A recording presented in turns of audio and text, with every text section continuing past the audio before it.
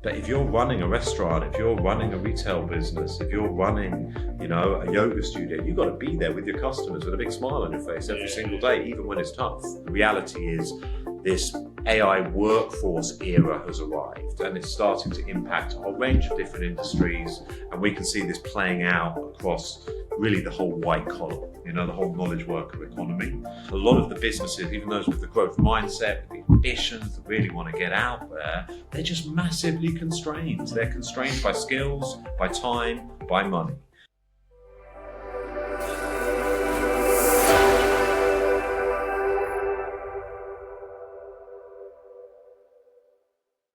Hi guys, welcome back to episode 5 of HORDE Built Different. And today we have a very special guest. I suppose we're friends. Yeah, we could call you friends. Yeah, we've done business together. Business acquaintances.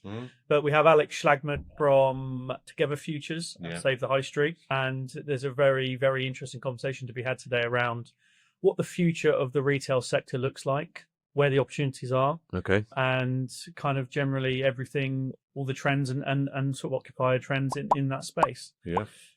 How are we doing, Ollie? Welfare check? Welfare check, yeah. Living the dream. Living the dream.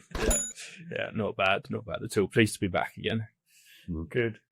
Very cold outside, isn't it, today? Bit of snow on the way up this morning. I know. Winter is here. Yeah. Nice day for them to do a fire alarm system. So let's dive into it. Alex, welcome. Do you want to start just by giving us a quick synopsis of kind of your business, what you do, and your background, and how you kind of got into what you're doing? Yeah, happy to. Thanks for having me, Alex and Ollie. Good to be here. Sure. So my name's Alex, as you both know. I'm one of the founders of Together Futures, which trades as savethehighstreet.org, that I know we've done various things with, as well as Thriver.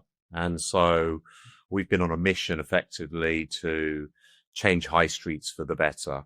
Our thesis is that there's a big role for high streets as the centerpiece of town centers, but we can't stand still. And there's some really quite fundamental challenges we've seen over the last couple of decades now that can be addressed by improving the economics of basically some of the big problem areas being solved. And these are things like, how do we fill empty space? How do we support the next generation of high street entrepreneurs to come through and ensure they can achieve their potential?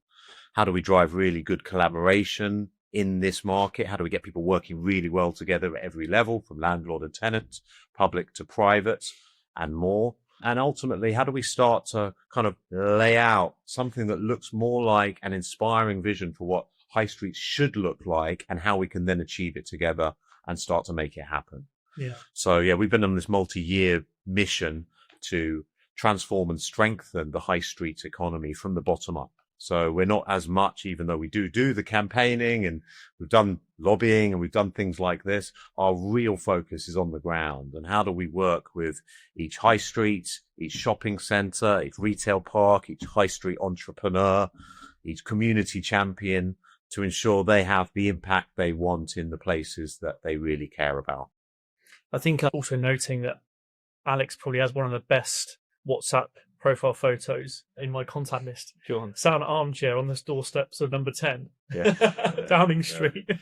Well, look, high streets. How did you pull that off? Well, look, high streets is generally, high streets is a very important political agenda, whichever side you sit on the political spectrum. People want to get behind high streets. It's important. It has, has an impact on community, local economy. It's the reasons we want to live in some places and not others. There's a big impact on even the residential side of the property market, let alone being a £400 billion property portfolio in its own right. Central government level, there's been a few situations where we've had engagement either at Parliament, but even at number 10. And that particular one, I was actually leaving an event for entrepreneurs and helping someone leave who was showcasing their leather upholstering technology. And as we walked out the door, I thought, this is just the most unbelievable photo opportunity for the entrepreneur. And I said, sit in your chair. And I took a photo of them in their chair in front of number 10.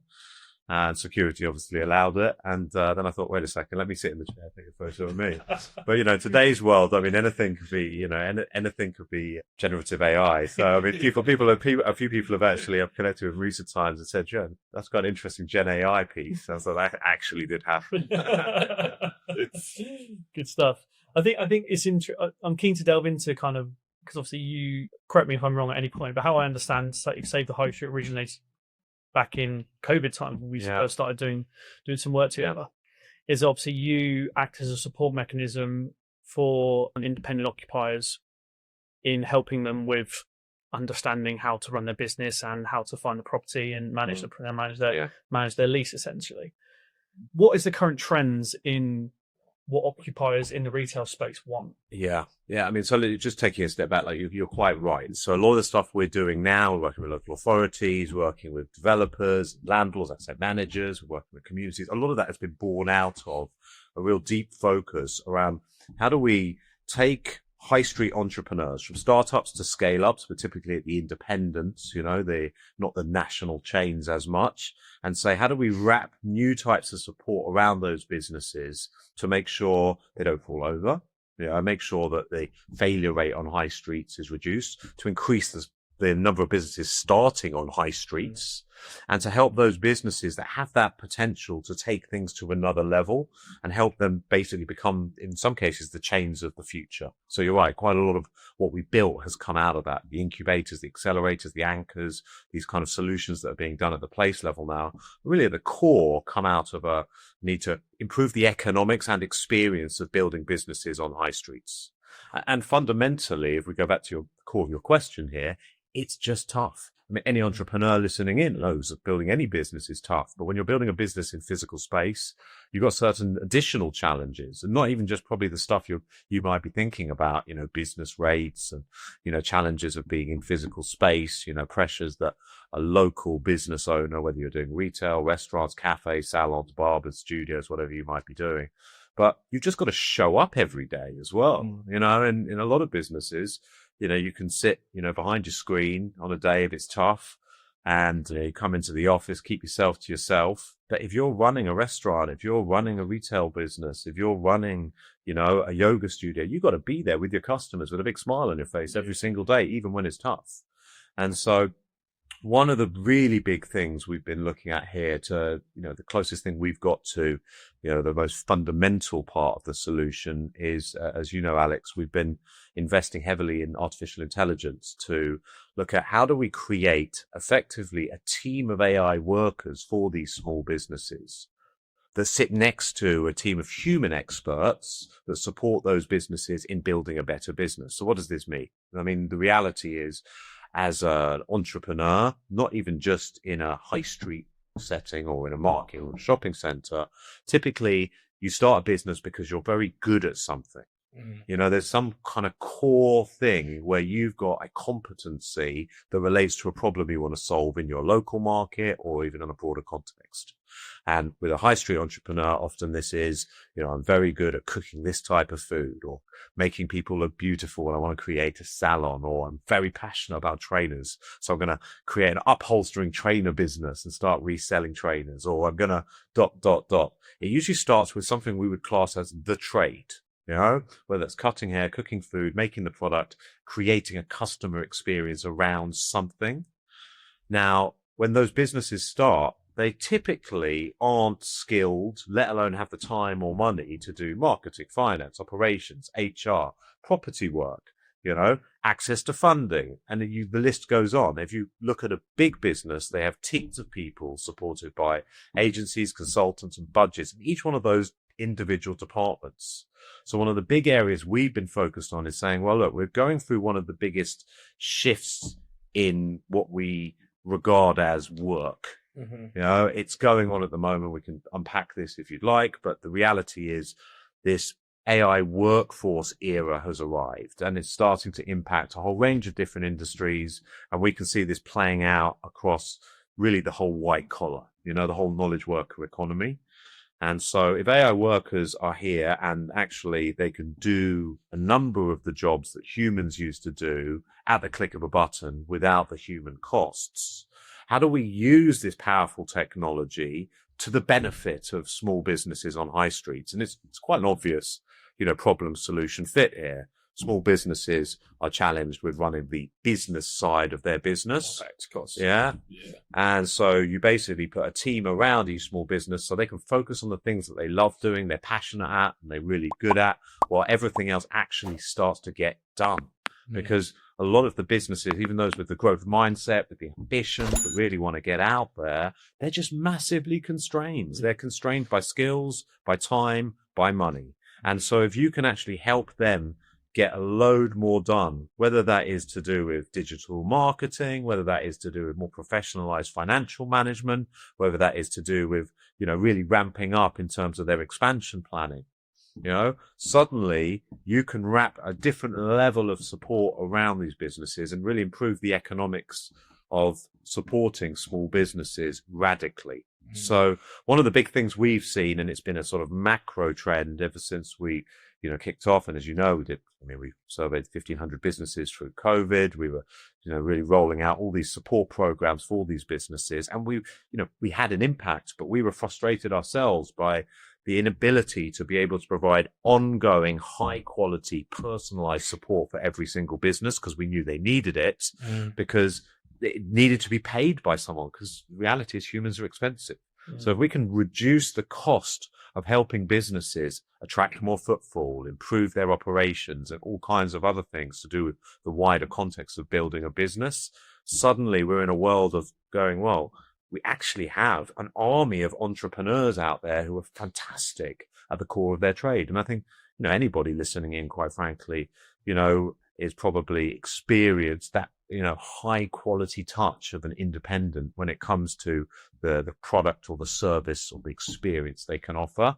But the reality is, when you get behind the scenes of independent businesses, they're not professionally run like a big business. And we're here to change that. That's going to take a lot of burden off, because I think, especially in retail businesses, basically retail occupied businesses, a large portion of their OPEX costs is probably property related. Yeah. So the rent's obviously the highest probably in all commercial sectors in retail space. Obviously the business rates, you probably know more about this than me, how the business rates works in retail is a huge cost. So you're sort of signing a lease from starting that business from day one, bang, you've got to find a premises, you've got to sign a lease. Suddenly your OPEX cost is huge. So you've got to hit a certain level of turnover to even sort of... Yeah, you've got a cost base to just open the door. Yeah. Which is pretty big for a lot of people. Yeah. And I think that there's obviously been a lot of talk in government, and I think what's pushed the the review of the upward only rent review clauses in terms of commercial property has come from the demise of those big retailers like River Island, House of Fraser lobbying in government to say this needs reviewing, because obviously your OPEX costs are only going to grow over time. So you've got to grow your business just to cover the property costs. Yeah. And I think the business rates review generally in retail has been a topic of heavy discussion for a while now. Do you see any, from what you know in that space, do you see any progress in that happening, or is there any discussion how perfectly that would work for your clients? So we're definitely seeing a much more open door towards new models around landlord-tenant relationships generally from a commercial point of view. So if we start there, a few things I think here which are the big shapes. And so one of them actually is around how do we intelligently share risk and reward? And so you see from the kind of the outlet industry, this kind of model of turnover rents working very well in some contexts. One of the challenges we've seen that we've been focused around addressing here is, there is very clearly a need for better analytics for the landlord to be able to understand what is the risks and the potential of this particular occupier in this particular space. And if there is potentially a very big upside here, how do we share some of that risk? How do we reduce down some of the fixed lease costs and actually take a turnover top up that makes sense for both parties, where they can both win? And so I think there's a general need for the market to move towards more flexible, what look more like license type agreements where there is a connection to the amount paid related to the amount being earned. I actually think turnover is a pretty blunt instrument, because a lot of the businesses we've been kind of adding onto high streets and some of the, if you look at the KPI framework behind those businesses, it's not just all about turnover at the till.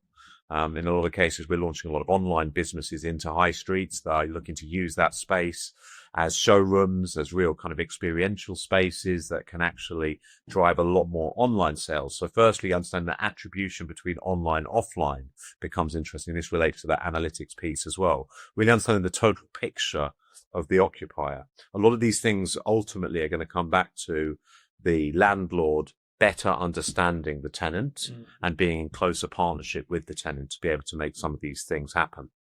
The other side of things that we're seeing as a really important shift is that we can get to, longer term leases, 5-year leases upwards, and even with an upward only rent review, hypothetically, but the challenge is people aren't willing to sign those on day one.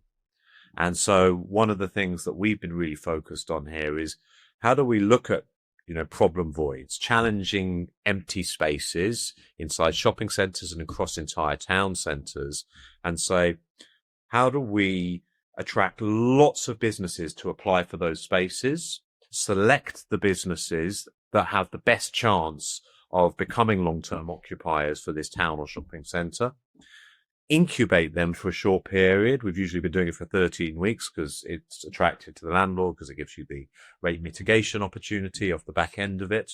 But in that 13-week period, wrapping a load of support around them.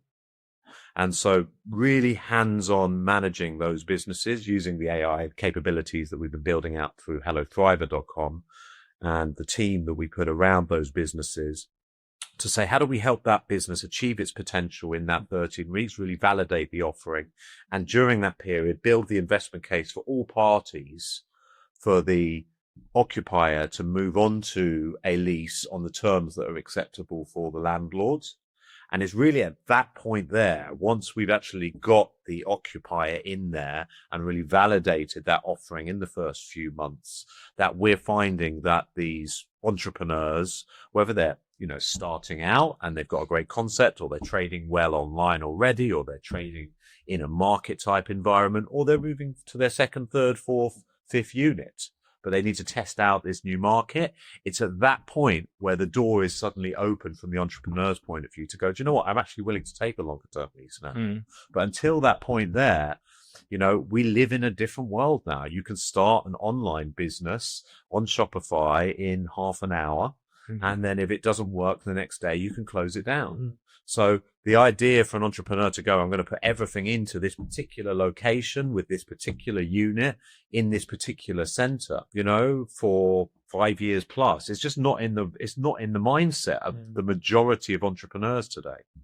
So I think there's definitely something here about lease lengths where we can get to long-term commitments, and we can reward businesses for taking longer-term commitments that benefit the landlords. But we need to be able to build more flexible options for the entrepreneurs, particularly where we are looking at, shopping centres, town centres, where there is a void challenge, and rather than put in things which are just there to fill space and mitigate rates, why don't we incubate the next generation of entrepreneurs in those spaces with some rate mitigation benefits and the potential to turn them into a long-term occupier off the back end of it? I think there needs to be an attitude shift from landlords as well. When you're looking at leasing, you're looking at tenant selection, and also when, as I mentioned, my background in investment agency, is the word is always covenant strength, covenant strength. And if you've got a land, and also potentially an attitude shift from lenders. Yeah, because it's tripartite relationship, landlord, tenant, lender. And it's not always the attitude shift as much with the landlord.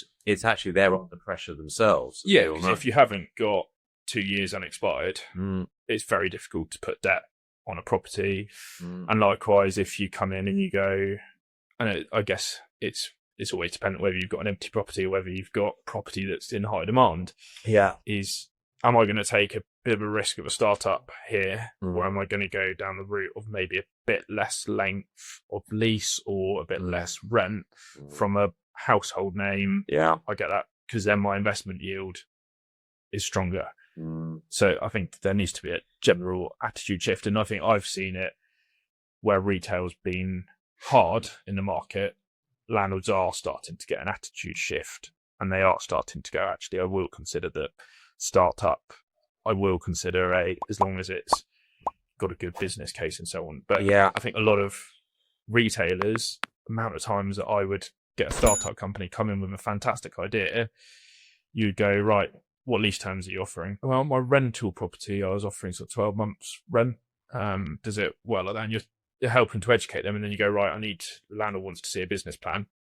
I've not done one of those. Exactly. There's a few things here. It's a really good point, Ollie, on a couple of fronts. So firstly, if we just talk about covenant strength generally, we can tell you on the ground here. I mean, we're supporting businesses that are just blowing up in like this, market with like, queues around the block for great, new burger concept, Instagram followers growing rapidly, accelerating growth. They've got product market fit in their local area, got no covenant strength. And then you've got zombies on the high street, as we all know, who quite frankly are in a situation where it's going to be very difficult for them to turn this oil tank around and actually create a new model that actually works for the long term, that actually have a much stronger covenant position. Now, so there's something that doesn't feel right around that. But if we just say, look, that's a systemic thing, and we say, look, that is what it is, I think you're right on the next side, which is, how do we make sure that every one of these businesses has the right, very clear business plan to be able to back up their position around this all? So again, with Thriver, the kind of the AI platform we built, one of the first kind of use cases we started building out is basically working alongside an entrepreneur to produce a much more sophisticated and credible business plan. One way, a bit like a business coach. Helping them. Exactly. I mean, Thriver is a bit like that. Thriver's like a team without the humans in a way, but it's got the business coach element at the core. And we've had human business coach to sit with these people at the front end of it, as well as, the content manager, the social media manager, the financial planner, all of these individual roles that you'd expect someone specialist to be able to do, to be able to work on those things. But so if you've got the core of a business plan here, and you've got effectively a little bit of a risk assessment. Some of our portfolio landlord partners have been asking us about this, saying, look, you've been doing these incubators where you've been filling some of these challenged spaces. Could you actually just, work alongside our leasing agent team to just do risk assessments of the new businesses that are coming through for other units? Because we haven't got a bloody clue. And it's not in the toolkit as much within a conventional commercial agency, and they haven't got the time, and they're not really rewarded for it, and they haven't got the technology to be able to do it economically like we do. So it's almost like, can we start to actually help at every stage people understand what is the risk and potential of this particular business in this particular space before people start to enter into them? So there's a much more confidence about that. The other side of things, and just going back to the incubator model that we roll out at savethehighstreet.org here, I think this kind of plays to the other point you were just talking about, Ollie, which is you don't really want to just provide this particular unit on terms that are unattractive for reasons that you've outlined related to actually your, in a lot of cases, your lending facility and your basically your relationship with your lender. So actually it's a more attractive solution in a lot of ways to go, hey, look, let's not take any rent at the moment. Let's just turn this into a space where we can incubate businesses, where we don't have to, publicize this to our lender. And while we're incubating it, effectively what we're trying to do is we're trying to find that particular occupier that is ultimately going to meet our requirements for this particular unit. And it might take more than one go. It might take, you give them somebody a go for 13 weeks, hasn't quite worked. You might mitigate the rates there for a little bit while you're finding the next occupier. And then you take somebody else until you do find somebody that actually meets your requirements. And in the process of doing that, especially if you're running a shopping center or you've got a significant interest across a town center or a high street, you're just getting a much better tenant mix. You're getting a much more sort of visible, positive noise going on. We get a lot of PR from these incubators, as you can imagine. Everybody wants to get behind supporting new businesses into high streets, filling empty space with interesting new propositions. So we always get loads of PR, loads of support from across the public sector when we run these incubators. So you get these nice sort of halo benefits. But ultimately, it's about getting back to a landlord-tenant relationship that actually works for the landlord in this context. Yeah. Sounds very interesting. Are department stores dead? So I don't think department stores in general are dead. I think there's a certain sort of type of department store model that proved to the market that it can work, and there's a certain type of department store model that proved to the market that it doesn't. And I think generally in retail, so this isn't just about department stores. If you are offering sort of commoditized product retail, without any value add experience or service around that, and you're basically just offering a whole range of products that can be easily discovered, acquired, bought online for significantly cheaper, and you're not providing any added value around that, you're going to struggle, full stop. Yeah. Additionally, if we look at some of these spaces, and we look at some of the empty spaces that were left by Debenhams, House of Fraser, BHS, and others. There's obviously big names out there that have disappeared. These are often 100,000 square foot upward spaces, big spaces in the heart of the town centre. They were the anchors. The anchors for shopping centres and town centres for generations. The reasons why, in a lot of cases, people came in, and they've been lying empty. We've seen that transforming those into mixed-use destinations is an obvious conceptual opportunity. The practicalities of that can be quite difficult. Construction costs going up, often some of these places need quite significant amounts of work with asbestos in some cases. We've looked at various of these. But in a number of cases, there's some really interesting opportunities here to transform big chunks of these spaces into multi-tenant offerings. And so what do we mean by that? So some of the things that we've been doing and we're rolling out is taking over large spaces, cutting them up into much smaller spaces, and filling them with effectively curated markets. So we've been setting up food markets, retail markets, well-being markets, markets for digital first brands to pop up on interesting kind of lease and license type arrangements that are more suitable for that kind of business and experiences. And building in some cases, supporting the development of new opcos that could emerge within those spaces to take head leases and start to build covenant strength, and then sublease out to a whole range of kind of licensees, if you like. And when you start to do the numbers and when you start to get into the maths on it practically, and you're doing these things, you're like, wait a second, there's a lot of money to be made here if you can make this work. So we've had a range of these sort of food markets and retail markets emerge, and it's economically difficult to still get those businesses working. So here, say High Street Thriver, we're looking at how do we effectively build the toolkit to support those entrepreneurs, those operators to take over these spaces. How do we make it easier for them to physically transform the space? How do we make it easier for them to attract on an ongoing basis lots of SME occupiers, to go into their spaces and basically have a waiting list at all times for those. And then putting Thriver, the AI platform in, not only helps the individual operators improve their businesses, but what we're now looking at is how do we help basically provide a new analytics toolkit to the operator by having all the businesses in a single place. And it goes back to some of the things we were talking about earlier. In these kind of circumstances, often these markets have worked best with a significant amount of the income coming from turnover. So you need to be actively managing each one of those occupiers, working alongside them, because actually a big chunk of your income comes from the, 10 to 30% that you're taking of turnover. Yeah. I think West Quay's quite a good example of that, where it's Southampton, the high street in Southampton probably isn't amazing.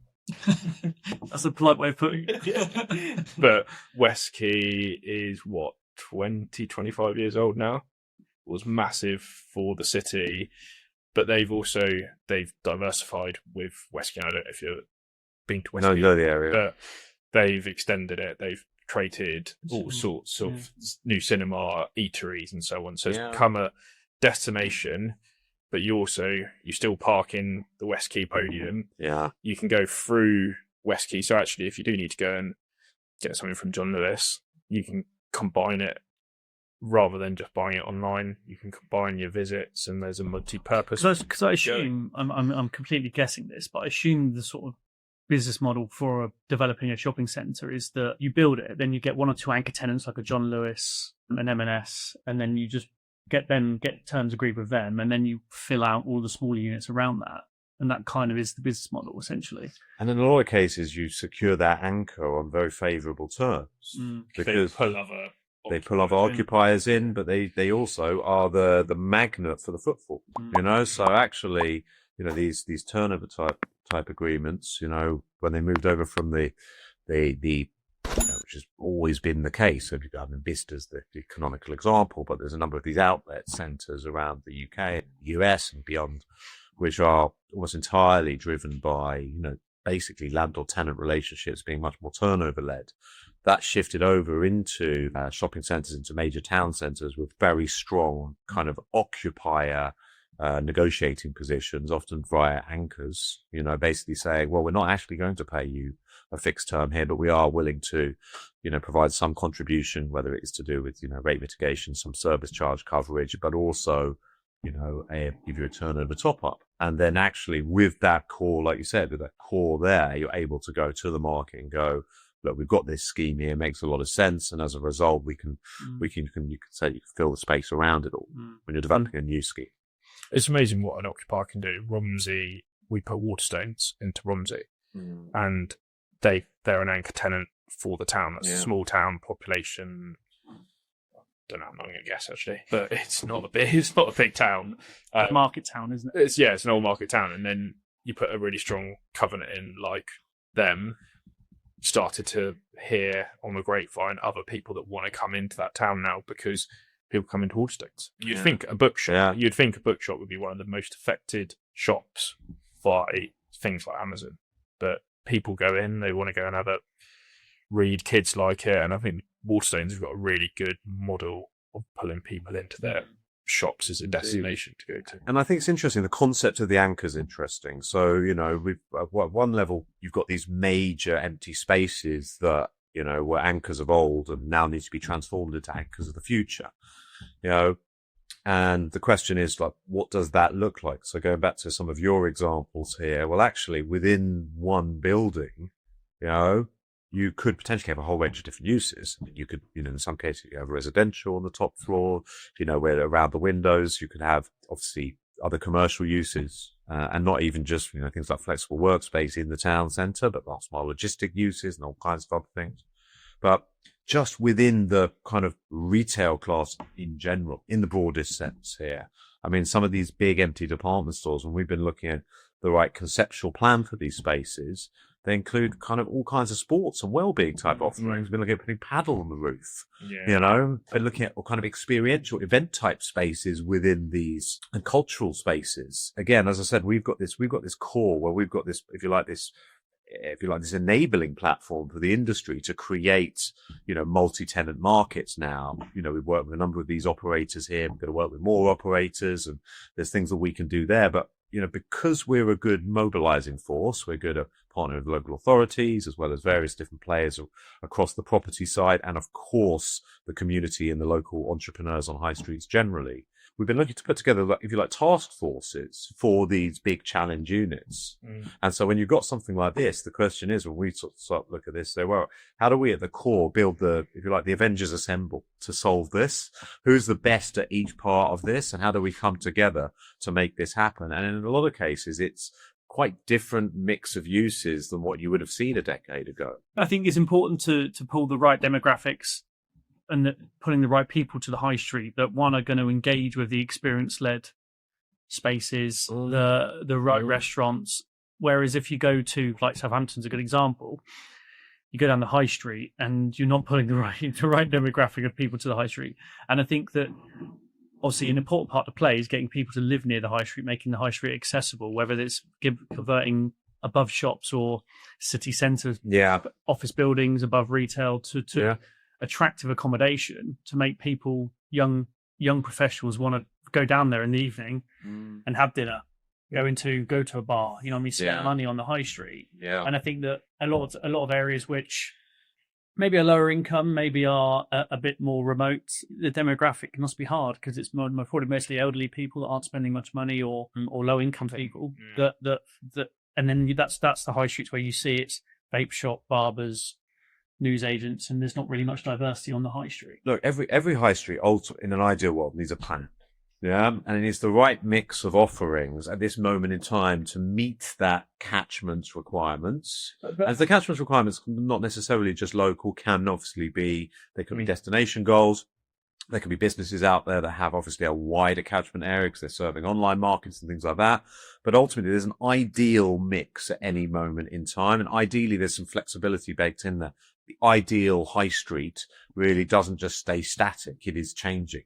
You know, and it's able to be dynamic, and people are penalised for that dynamism. So that's the start point. But a lot of high streets, when you get into the plan, they are too big for that local catchment at the moment. So actually, one of the ways to save some high streets, you know, in the general sense, and improve those high streets, is to actually shrink them in very purposeful ways.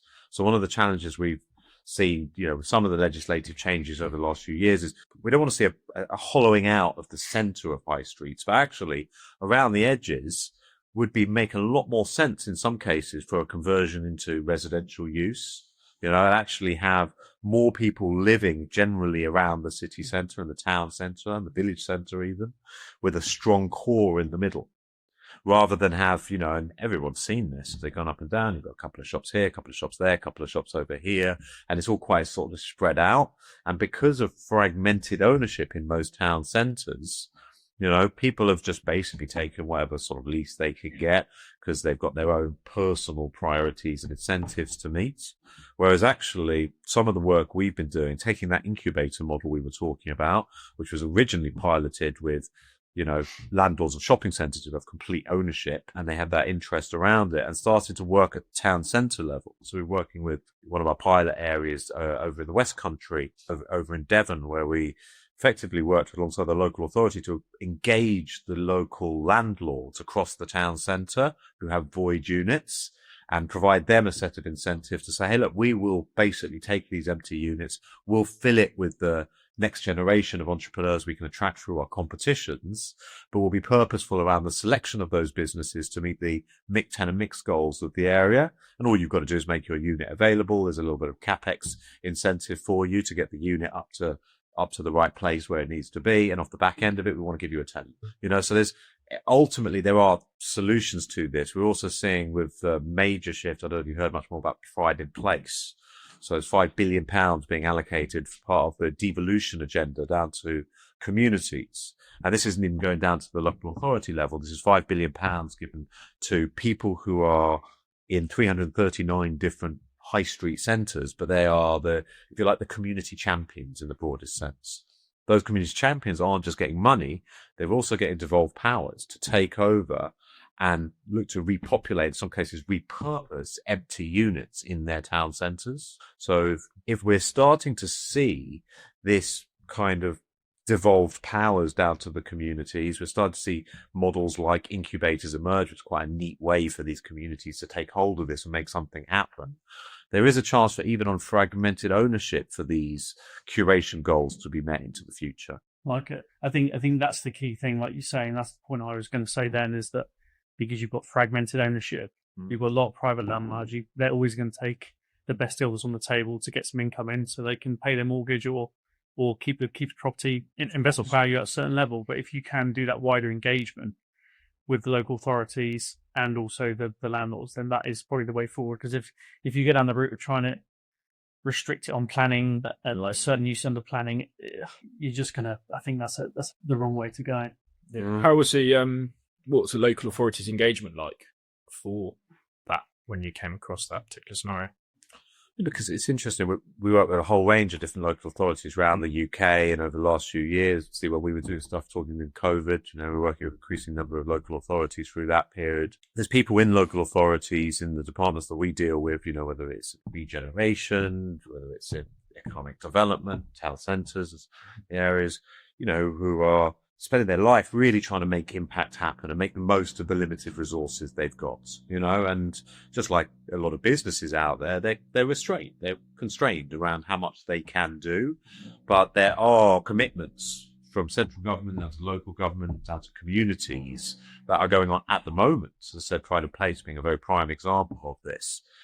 Prior to this, we had the Shared Prosperity Fund.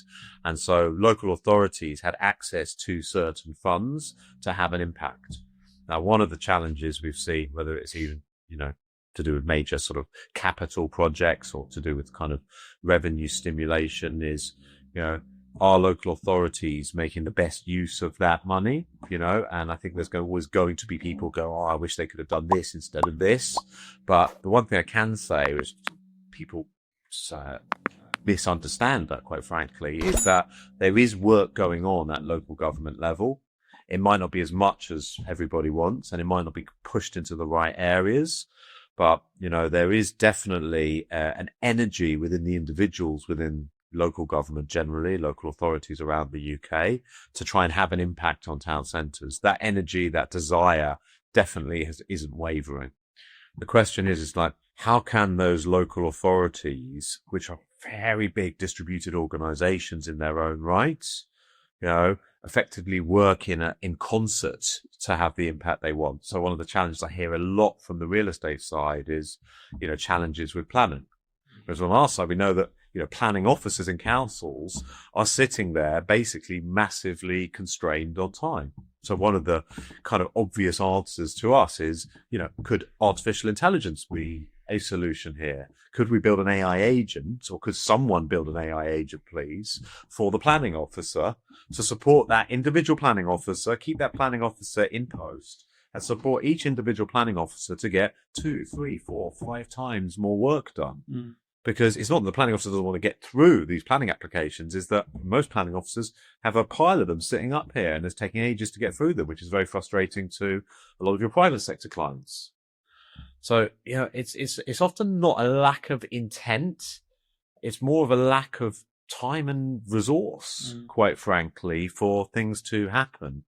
And, if we look at what's next for this, I mean, we're very positive around Pride in Place in a general sense. I mean, it's very high risk in a lot of ways, because it's sort of it's giving powers to the community to take over, empty properties. So the devil will be in the detail here. And if this is messed up, if this isn't done well in a local level, even nationally, this could cause a lot of friction between that private public sector relationship. If it's done well, it could have a big positive impact for High Street for generations. I think that's a great place to move on to our quickfire round, because I think we're time constrained this morning, aren't we? Indeed. Right. Quickfire means quickfire. Our other guests haven't quite understood that fully yet. I'm doing some market research on my first 2 questions, actually, on the note of retail. Yeah. Right.